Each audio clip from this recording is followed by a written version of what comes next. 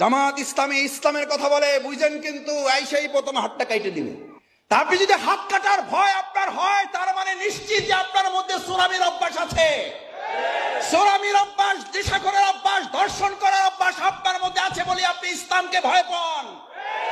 আর যারা ইসলামকে বিশ্বাস করে তারা ইসলামকে নিরাপদ এবং নিরাপত্তার গ্যারান্টি মনে করে।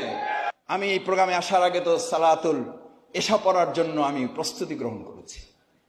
এখানে আপনাদের নামাজের বিরতি হয়েছে না হয় নাই? হয়েছে। কেন?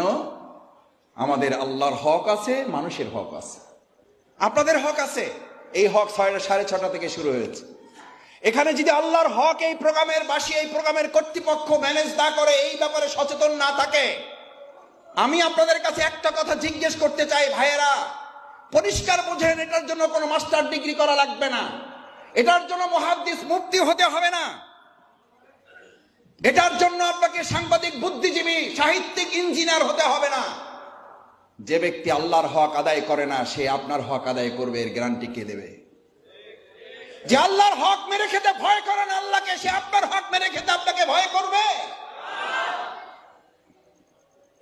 এটা পাগলেও বিশ্বাস করে না। আপনি আমি তো দূরের কথা।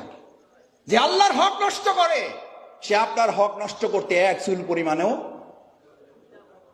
দ্বিধা করবে না। নামাজ সালাত তো দূরে, জানাজার মতো স্পর্শকাতর বিষয়।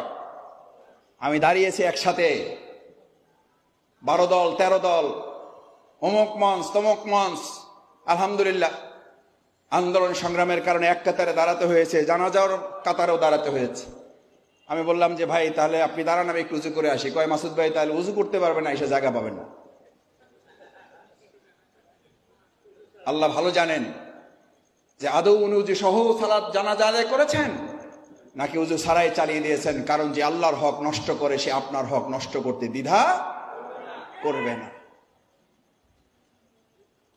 আমি অনেক সময় জিজ্ঞেস করি, ভাইয়েরা, সহযোগী ভাইয়েরা, আমার বন্ধুরা, আমার এলাকার সম্মানিত গণ্যমান্য ব্যক্তিবর্গ এসেছেন, আমি অনেকের কাছে বিনয়ের সাথে জিজ্ঞেস করি, ভাইয়েরা, একটা প্রোগ্রামের লক্ষ্য মানুষ আসে, বিরাট বিরাট নেতা নেতৃবৃন্দ বক্তব্য রাখেন, মুসলিমদের একটা বক্তব্যের মধ্যে 1 ঘন্টা 1.5 ঘন্টা আলোচনা হয়, 2 ঘন্টার প্রোগ্রাম হয়। ওই 2 ঘন্টার প্রোগ্রামে যদি 2 সেকেন্ডের জন্য এক আল্লাহ আল্লাহ রসুল দুনিয়ার পাশে পরকালের কথা যখন সেখানে উচ্চারিত না হয়, ওটা আসলে কোনো প্রোগ্রাম না, ওটা হচ্ছে মুসলিমদের সাথে প্রতারণা করার শামিল। কারণ যে আপনাকে পরকালের কথা স্বীকার করে না, পরকালের কথা শুনায় না, পরকালকে স্মরণ করায় না, ওই সকল দুনিয়াদারের সাথে কাল কিয়ামতের দিনে আপনাকে হাসর হবে, ওই গাঁজাখোরের সাথে হাসর হবে, ওই জেনাকারীর সাথে হাসর হবে, ওই ঘুষখোরের সাথে হাসর হবে। আমি আপনাদের কাছে জানতে চাই, রাজনৈতিক বিবেচনায় বাদ দিন, আপনি কাল কিয়ামতের দিন জেনাকারী, ঘুষখোর, চাঁদাবাজ, তাদের সাথে কি আমরা হাসর করতে কেউ রাজি আছি?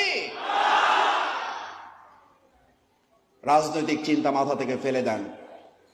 এটা জামাত ইসলামের ব্যানার নয়, ব্যানারটা এখন খুলে ফেলুন।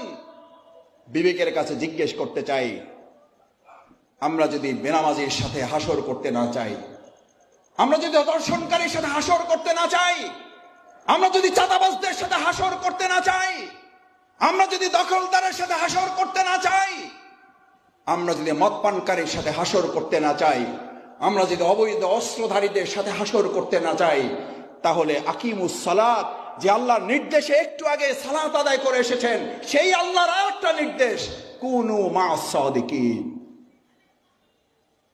তোমরা কার সঙ্গী হও? জেনাকারীর?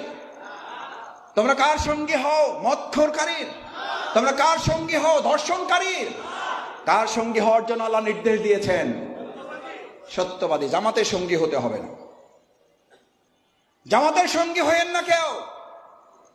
কিন্তু জামাতের এই সারিতে বসা লোকগুলোকে যদি মনে হয় এই লোকগুলো আপনাকে দুনিয়ার কথাও বলে, আপনাকে পরকালের কথাও বলে, যদি মনে হয় এই লোকগুলো আপনার জন্য নিরাপদ, যদি মনে হয় আপনার ডানে বামে বসা লোকগুলো আপনার জন্য নিরাপদ, যদি আমাদের হিন্দু ধর্মের লোকেরা মনে করে, আমি তাদের কাছে অনেক সময় আমার এলাকায় জিজ্ঞেস করি, ভাই আমি এতক্ষণ তো ইসলামের কথা বললাম, আপনি ভাবছেন আমার লাভটা কি?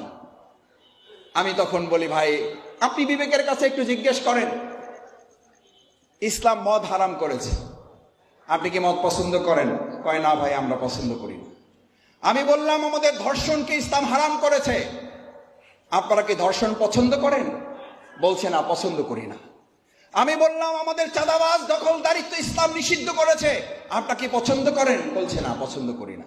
আমি তখন জিজ্ঞেস করলাম, তাহলে ইসলাম যা চায় আপনারাও তাই চান? এবং বরং উল্টে বলতে হবে, আপনারা যা চান সেটাই ইসলাম আমাদেরকে বলেছে। ইসলামই ছিল সেই জামানার রাসূল করিম সাল্লাল্লাহু আলাইহি ওয়াসাল্লাম সোনার মদিনা গঠন করার পর স্বাধীন করে দেওয়া হয়েছিল, যারা চাও তারা জিজিয়া দিয়ে থাকবে, যারা না চাও তারা এখান থেকে বেরিয়ে যেতে পারো। ইতিহাস সাক্ষী কেউ একজন বলতে পারবে না রাসূল সাল্লাল্লাহু আলাইহি ওয়াসাল্লামের সোনার মদিনায় একজন সেখান থেকে বেরিয়ে গিয়েছিল, বরং তারা সাক্ষী দিয়েছিল আইমে জাহিলিয়ার সমস্ত যুগের চেয়ে রাসূল করিম সাল্লাল্লাহু আলাইহি ওয়াসাল্লামের সোনার মদিনার প্রত্যেকটি দিন আমাদের জন্য সোনালী ইতিহাস। কারণ ইসলাম এই পৃথিবীতে এসেছে শুধু মুসলমানদের জন্য না, কোরআন এসেছে শুধু মুসলমানদের জন্য নয়। কোরআন নাজিল করে আল্লাহ তাআলা বলছেন হুদাল লিন্নাস, কাদের জন্য? মানুষদের জন্য। সেই মানুষদের মধ্যে আমাদের হিন্দুরা আছে, সেই মানুষদের জন্য ইহুদিরা আছে, সেই মানুষদের মধ্যে খ্রিস্টানরা আছে। সেই ইসলামের কথা বললেই একটা ভয় আপনাদের মধ্যে ধরিয়ে দেয়। আল্লাহর ভয় করে না, ইসলামকে ভয় করে। কি ভয় দেখায়? জামাত ইসলামী ইসলামের কথা বলে, বুঝেন কিন্তু আইসাই প্রথম হাতটা কাইটে দিবে। আরে ভাই, হাত কাটে। এখন যদি পুলিশ আসার কথা কেউ বলে, এখান থেকে আপনারা কেউ দৌড়াবেন? কেন দৌড়াবেন না? মনের মধ্যে আপনাদের কোনো কি নাই? ওই যে গ্রামে একটা কথা বলে, চোরের মনে পুলিশ পুলিশ। তা আপনি যদি হাত কাটার ভয় আপনার হয়, তার মানে নিশ্চিত যে আপনার মধ্যে চোরামির অভ্যাস আছে। চোরামির অভ্যাস, নেশাখোরের অভ্যাস, ধর্ষণ করার অভ্যাস আপনার মধ্যে আছে বলে আপনি ইসলামকে ভয় পান। আর যারা ইসলামকে বিশ্বাস করে তারা ইসলামকে নিরাপদ এবং নিরাপত্তার গ্যারান্টি মনে করে। এবার আপনাকেই সিদ্ধান্ত নিতে হবে, ইসলামকে কি আপনি ভয় পাবেন, নাকি ইসলামকে নিরাপত্তা এবং নিরাপদের একটা গ্যারান্টি হিসাবে এটাকে গ্রহণ করবেন?